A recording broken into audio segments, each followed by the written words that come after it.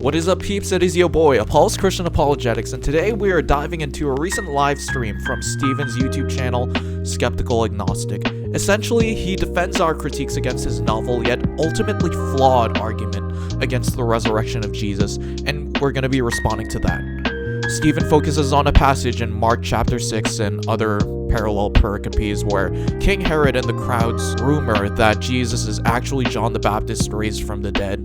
He argues that first century Jews had a remarkably, quote, low epistemic threshold, unquote, for believing someone had risen from the dead based on mere hearsay. Therefore, he claims we can easily explain the disciples' belief in Jesus' resurrection as a natural psychological reflex. It's a clever argument on the surface. However, when we apply rigorous historical, exegetical, and sociological scrutiny, this argument totally falls apart. But before that, really quick, let's get to some of my overall thoughts on the high level. First off, SkepticalAgnostic is leveraging his argument with too broad of a reference class. The issue is not whether a broad category can explain something in a vague sense. The issue is whether that broad category actually makes a specific data more expected. So in this instance, the broad category being people alive in some sense. A lot of bad explanations work by moving between two levels. At the broad level, the explanation sounds plausible. For example, people sometimes respond irrationally after disappointment. That obviously is true. But when we look at the actual event being explained, the evidence is much more specific. We are not merely explaining disappointment, we are explaining a very particular outcome, sincere belief in a physical resurrection. So the question is, does the proposed explanation predict that specific kind of outcome? If it does, then yeah, sure, it has explanatory power. But if it doesn't, then the explanation may only explain a vague background feature, not the actual data in question. This matters because you cannot strengthen an explanation merely by appealing to broad analogies if those analogies do not admit the central evidence. A reference class helps only when the cases in that class are relevantly similar to the thing being explained. Imagine we are investigating a particular plane crash. Someone says, plane crashes are often caused by mechanical failure. Therefore, mechanical failure is a good explanation of this crash. At a high level, that sounds reasonable. Mechanical failure is a real category. It has explanatory value in many aviation accidents. But now suppose the actual crash data are more specific. The black box shows the pilot ignoring repeated warnings. Radar shows the plane was intentionally diverted from its route. Maintenance logs show the engines and control systems were functioning totally normal. The wreckage shows no sign of mechanical breakdown. At that point, simply saying mechanical failure explains plane crashes is not enough. The issue is not whether mechanical failure explains some crashes or a plane crash. The issue is whether mechanical failure explains this crash given the data set. Now suppose the defender says, well, there are many different kinds of mechanical failure: engine failure, hydraulic failure, electrical failure, sensor failure, landing gear failure, structural failure. So mechanical failure has many possible ways to explain the crash. But the problem is that it doesn't help unless one of those sub-explanations actually fits the evidence. You do not get more explanatory power just by listing more possibilities under a broad heading. If none of those specific mechanical failure explanations fit the crash data, then the broad category, mechanical failure, does not become stronger at all. In Bayesian probability terms, the broad hypothesis gets its strength from the weighted strength of its sub-hypotheses. If the vast majority of the sub-hypotheses are bad fits, then the umbrella explanation remains largely a bad fit. So the question is not, can mechanical failure explain plane crashes in general? The correct question is, does mechanical failure make this particular crash data likely? If the answer is no, then mechanical failure may be a real explanation in other cases, but it is not a strong explanation here. Now apply this to cognitive dissonance. Someone might say, religious groups sometimes experience failed expectations, and instead of abandoning their beliefs, they reinterpret the failure. Therefore, cognitive dissonance can explain early Christian resurrection belief. Yeah, sure, at a broad level there is something true there. People do sometimes reinterpret disappointment. Religious movements can survive failed expectations. Groups can preserve commitment after a crisis. But that broad observation does not yet explain the specific Christian claim. The data is not merely Jesus' followers were disappointed but stayed religious. The data are much more specific. Jesus' followers could sincerely proclaim that they have witnessed that he had been physically raised from the dead. That is much more specific explanandum. So the question is not, can cognitive dissonance explain religious persistence after disappointment? It obviously can. The sharper question is, does cognitive dissonance explain why Second Temple Jewish followers of a crucified messianic figure would come to believe that he had already undergone bodily resurrection before the general consummation? That is where the analogy matters. Just as mechanical failures explain some plane crashes, does not mean it explains this crash. Cognitive dissonance explains some religious interpretations, does not mean it explains this resurrection proclamation. To make cognitive dissonance a strong explanation, the critic needs more examples of disappointed groups continuing after failure. They need examples of mechanisms showing that cognitive dissonance plausibly produces this specific kind of belief, sincere, early, physical resurrection belief within this first century context in first century Judea. If the alleged parallels only show things like continued devotion, reinterpretation of prophecy, spiritual exaltation, visionary experience, or delayed expectation, then they may explain a surrounding feature of the case, but they do not yet explain the central claim, physical resurrection. To be clear, the argument is not there are no exact parallels, therefore cognitive dissonance is impossible. The better argument is cognitive dissonance explains persistence after disappointment. But the resurrection claim is not merely persistence after disappointment. It is a specific claim about what happened to Jesus' body, so the explanation needs to account for that specificity. The plane crash analogy shows the point. A broad explanation only has force when its specific mechanisms actually fit the data.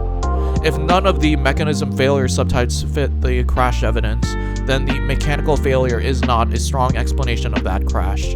Likewise, if none of the cognitive dissonance parallels produce belief in a physical resurrection like the early Christian claim within that cultural context, then cognitive dissonance is not a strong explanation of that belief. So the conclusion is, cognitive dissonance may explain part of the background psychology. It may explain how a group copes with disappointment, but unless it makes the specific resurrection belief expected, it does not carry the explanatory weight critics often place on it.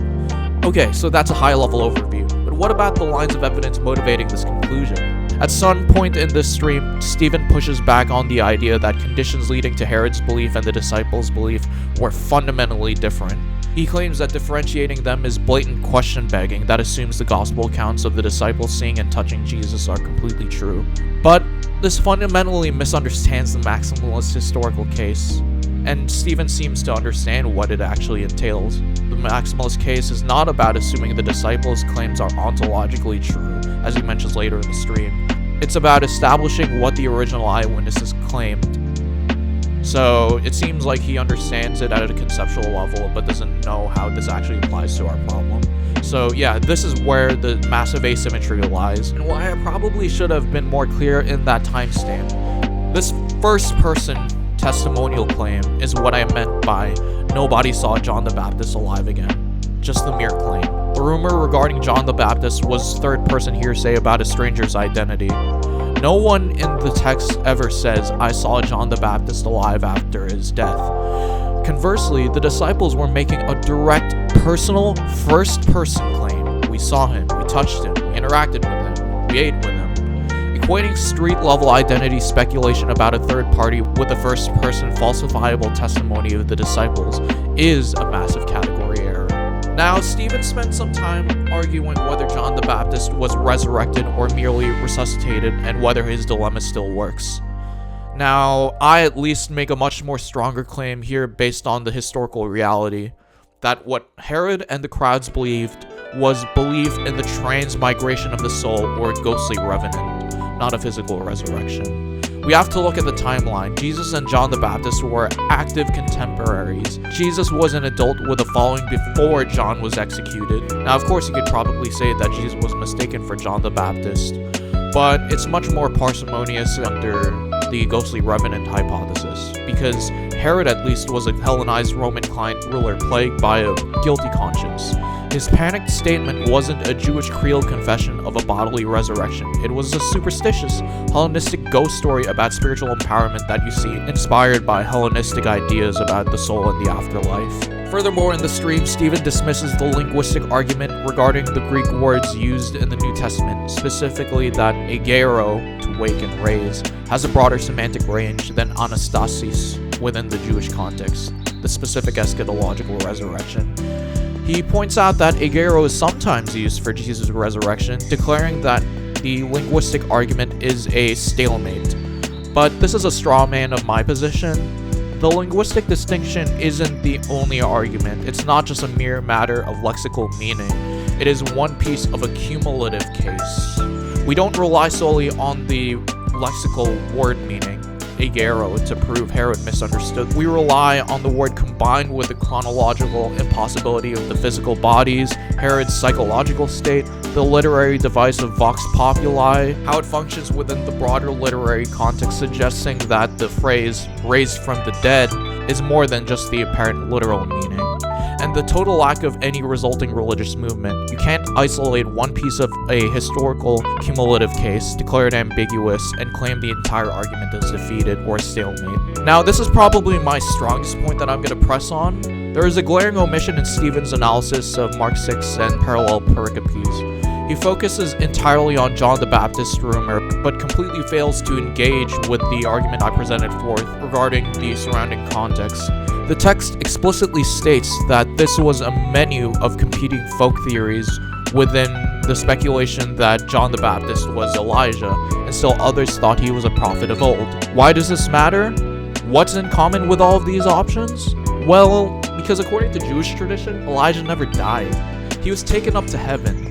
Therefore, for Elijah to return, it fundamentally could not be a physical resurrection from the dead. Furthermore, John the Baptist had a normal human birth, and there is zero historical evidence to suggest that anyone believed that he was physically descended from heaven.